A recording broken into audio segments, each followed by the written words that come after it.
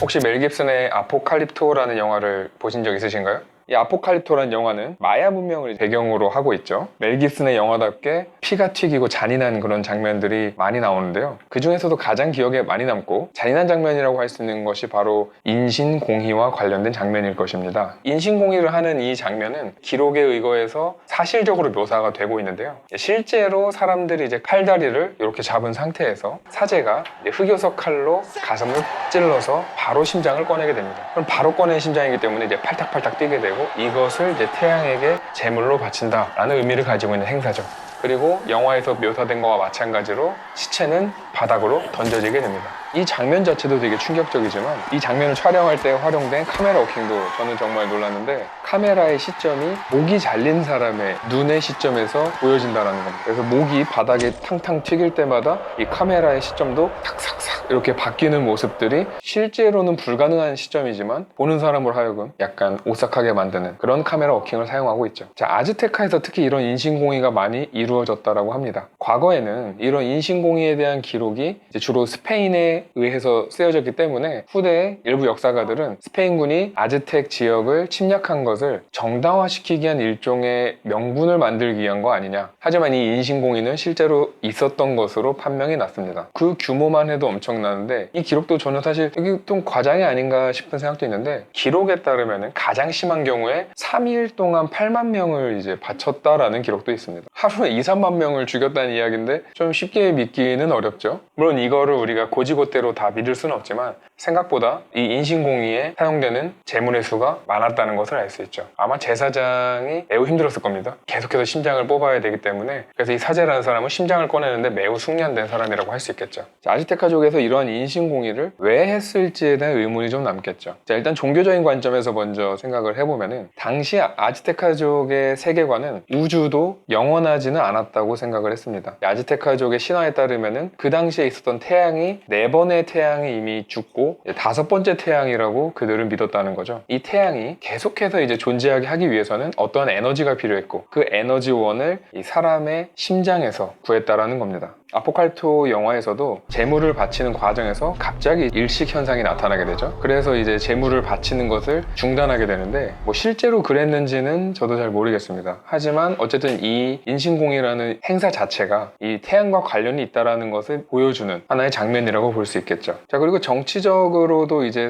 생각을 해볼 수가 있겠는데요. 당시 이제 아즈테카 문명이라는 거는 핵심이 되는 이제 아즈테카족이 있고 그 다음에 멕시코 이곳저곳에 이제 분포되어 있던 여러 부족들을 하나로 연결한 제국의 형태에 가까웠다고 보시면 됩니다. 다만 우리가 흔히 생각하는 뭐 로마 제국이라든지 뭐 중국의 제국들과는 차이가 있는 것이 아주 느슨한 형태로 연결이 되어 있고 그들은 아즈테카족에게 공물을 바치기는 하지만 강압적이고 통일적인 통치체제가 있었던 것은 아닙니다. 그렇기 때문에 간혹 몇몇 부족들은 이 아즈테카에 대해서 조금 반발심을 가질 수도 있었겠죠. 그래서 이제 그러한 부족들에게 일종의 위협을 가하기 위해서 전쟁을 일으키고 포로를 잡아서 그 포로를 제물로 삼음으로써 그 몇몇 부족들에게 일종의 경고를 하는 그런 이벤트라고도 해석할 수 있겠습니다. 당시 이러한 전쟁을 이제 꽃전쟁이라고도 하는데요. 꽃전쟁이라고 하니까 뭔가 되게 사실 인신공희랑 좀 거리가 멀어 보이는데 원래 이 꽃전쟁이라는 거는 일종의 의례였다고 합니다. 실제로 전쟁을 하면서 막 죽고 죽이는 그런 전쟁이라고 보기보다는 어느 부족의 신이 더 우월한가 라는 거를 두고 이제 싸우게 되는데 승패를 가르는, 그러니까 겨루는 의미가 더 컸던 것 같습니다. 그래서 이 기록에서는 한쪽이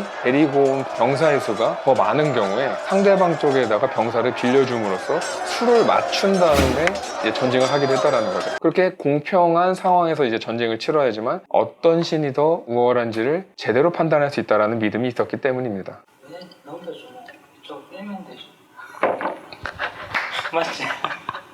축구할 때랑 비슷한 거죠. 우리가 좀 사람이 많으면 상대편에다가 몇 명 주고 이제 축구 게임을 하는 것처럼 이 꽃전쟁도 이제 아마 그런 식으로 진행이 된 것이 아닌가 싶습니다. 다만 이것이 이제 시간이 지나면서 후대로 갈수록 상대방에 대한 위협의 수단으로 쓰는 경우가 많아졌다고 합니다. 특히 이제 뜰락스칼라라는 족이 있는데 얘네가 제일 말을 안 들었던 것 같아요. 그래서 나중에 가면은 특히나 이 부족의 포로를 인신공희로 바치는 경우가 많았다고 합니다. 때문에 나중에 스페인이 침략했을 때 가장 먼저 배신한 족 중에 하나가 바로 이 뜰락스칼라가 되게 됐습니다. 되는 거죠. 어떤 학자는 또 경제적인 관점에서 이것을 바라보기도 하는데요. 3일 동안 8만 명. 자, 우리가 이 숫자를 그대로 믿기는 힘들 수도 있지만 이게 실제라고 한다면은 그만큼 인구가 많았다는 것을 보여주는 것이기도 합니다. 이 지역의 어떤 경제력이라든지 어떤 수준 자체가 우리가 생각하는 그것보다도 더 높았다라는 것을 보여주는 거죠. 그래서 어쩌면 이 인신공의가 그런 인구 과잉 문제를 간접적으로 해결해주는 해결책으로서도 기능을 했을 것이다 라는 주장도 있습니다. 자, 그럼 여기서 이제 한 번 더 나아가서 자, 인신공의를 한 이후에 그 시체를 먹었다라고 하는 이야기도 들어보신 적이 있을 겁니다. 과연 이 식인이라는 거는 존재했을까요? 자, 식인이 일단 존재했느냐라고 물어보신다면 일단 대답은 예스입니다. 자, 그 이유가 일단 중요할 텐데 과거에 또는 지금도 그렇게 믿으시는 분들이 계세요. 자, 이 식인을 한 이유는 당시에 이제 가축이 부족했던 이 멕시코 지역에서 단백질을 보충하기 위한 일종의 수단이었다라고 이제 믿고 계시는 분들이 있습니다. 자, 근데 이거는 일단 사실이 아닙니다. 아즈테카가 멕시코 공원에 자리를 잡던 시기에는 이미 개나 칠면조 등을 이제 식용으로 하기 위해서 가축을 기르고 있었고요. 야생의 뭐 사슴이나 쥐를